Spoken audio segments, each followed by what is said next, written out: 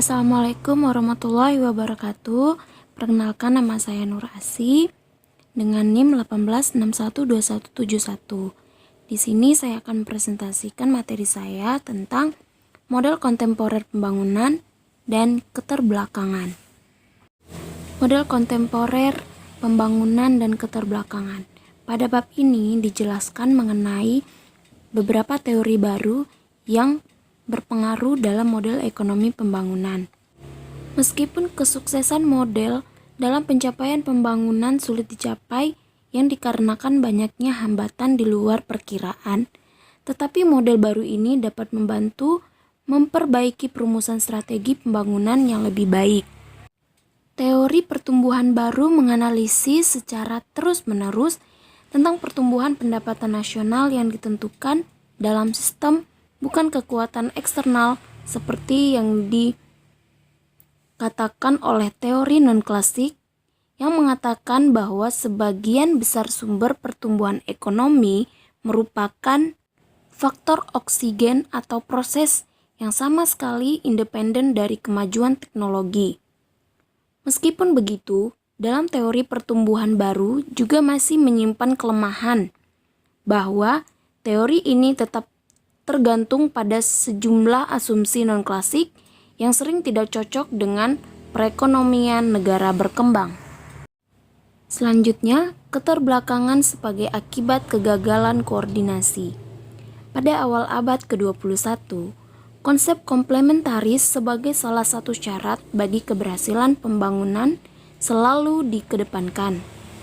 Teori ini mengatakan bahwa beberapa hal harus berjalan dengan cukup baik pada saat yang bersamaan agar pembangunan yang berkelanjutan dapat berlangsung. Kegagalan koordinasi dapat dikatakan sebagai sebuah kondisi di mana berbagai lembaga atau agens tidak mampu mengkoordinasikan perilaku atau tindakannya akan memberikan hasil atau equilibrium yang mengakibatkan lembaga-lembaga tersebut menuju ke dalam kondisi yang semakin buruk dibandingkan situasi alternatif lain yang merupakan sebuah equilibrium. Masalah dalam koordinasi ini selanjutnya dapat menyebabkan perekonomian terjebak dalam equilibrium yang buruk, yaitu tingkat pendapatan rata-rata yang rendah atau tingkat pertumbuhan yang rendah, bahkan juga penduduk yang berada dalam kondisi yang sangat miskin. Equilibrium jamak. Prinsip dasar dalam equilibrium jamak adalah manfaat yang diterima oleh sebuah lembaga yang mengambil suatu tindakan tergantung secara positif pada seberapa banyak lembaga lain yang diharapkan akan melakukan tindakan yang sama. Contohnya, harga produk yang dihasilkan oleh petani tergantung pada jumlah pedagang perantara dan juga bisa saja tergantung pada banyaknya petani yang menghasilkan barang serupa. Dalam kelompok ukuran kecil, koordinasi bukan menjadi permasalahan karena pihak-pihak yang terkait sering mengetahui satu sama lain dan mempunyai kepentingan yang sama. Sebaliknya, untuk masalah yang lebih kompleks, maka penyelesaian masalah koordinasi akan menjadi semakin rumit. Titik keseimbangan pada equilibrium jamak terjadi ketika jumlah yang diharapkan untuk melakukan sesuatu sama dengan jumlah nyata yang melakukan tindakan tersebut. Contohnya, dalam masalah pembangunan ekonomi adalah ketika tingkat pengembalian dari suatu investasi bergantung pada keberadaan investasi lain. Penyelesaiannya akan menjadi lebih mudah jika terdapat banyak investor, namun pasar tidak akan bisa dengan sendirinya menuju kondisi tersebut tanpa peran dari pihak pemerintah. Selanjutnya, memulai pembangunan ekonomi dengan model dorongan besar.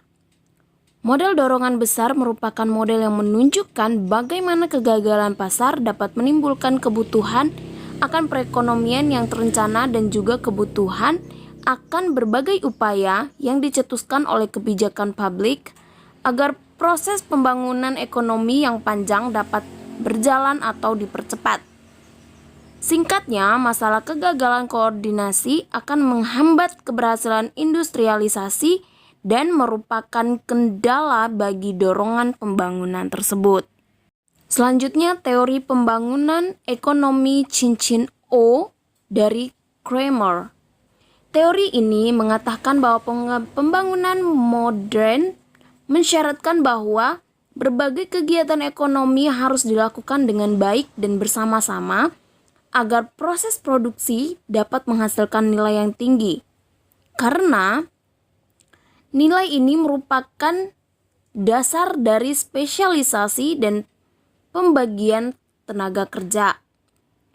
Dalam suatu kegiatan ekonomi, jika tingkat keterampilannya semakin tinggi, maka produk yang dihasilkan akan semakin baik pula. Para pekerja yang berketerampilan tinggi akan bekerja sama dan pekerja yang berketerampilan rendah pun juga akan bekerja sama. Jenis pencocokan seperti ini akan membuat produk yang bernilai tinggi akan terkonsentrasikan di negara-negara yang mempunyai pekerja dengan keterampilan tinggi. Dengan begitu, upaya yang diterima secara langsung akan cenderung lebih tinggi pula. Lalu yang terakhir adalah pembangunan ekonomi sebagai penemuan diri. Dalam model sederhana dengan informasi yang sempurna, diasumsikan bahwa perusahaan dan negara berkembang secara keseluruhan sudah mengetahui keunggulan komparatifnya. Tetapi individu harus menemukan keunggulan komparatif mereka sendiri di pasar tenaga kerja. Misalnya, tidak ada yang terlahir mengetahui bahwa mereka sangat cocok untuk menjadi ahli ekonomi atau spesialis pembangunan internasional. Analog, negara-negara harus mempelajari kegiatan apa yang paling menguntungkan untuk dilakukan spesialisasi, seperti yang ditunjukkan oleh Richard Hausman dan Danny Roderick. Ini adalah tugas yang rumit dan satu lagi rentan terhadap kegagalan pasar. Sekian presentasi dari saya. Terima kasih atas perhatiannya. Saya tutup dengan doa selamat. Wabillahi taufik wa hidayah. Wassalamualaikum warahmatullahi wabarakatuh.